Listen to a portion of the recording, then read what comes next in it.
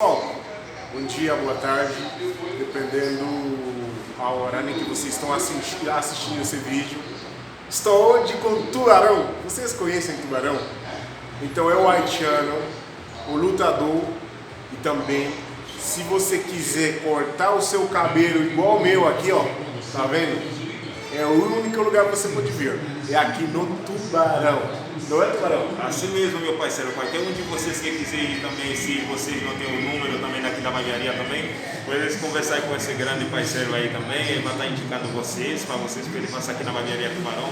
Aqui, o melhor corte, o degradê, navaiado, social, desenho, qualquer tipo de corte que você precisa fazer no cabelo, pode aparecer aqui na barbearia Tubarão, número 1030, aqui na rua Fernando Ferrari, na rua Fernando Ferrari.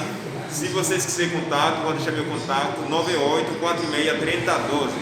98463012. Se acaso também vocês quiserem também alguma informação, podem conversar com esse grande parceiro também aí, ele vai estar indicando vocês, vai estar falando para vocês como que funciona.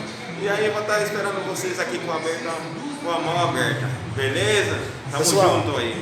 E nós estamos felizes, né? E se vocês estão olhando aqui, esse corte aqui está aqui na minha camisa, assim, ó, é aqui no Tubarão. Então vocês que quiserem, já como ele já falou, então vocês podem entrar em contato para ter o corte seu. Isso, então tem esse grande parceiro aqui também, dá para contar para ele aí também, está fazendo grande também, vou falar com a força também aí, irmão. Vamos fazer nação de grande na Baiana aí, também, vou ir mostrando aqui. Barba aqui, ó, nosso cliente aqui. Vamos lançar aqui, esperando aí, vou tirar para cá, irmão, entendeu?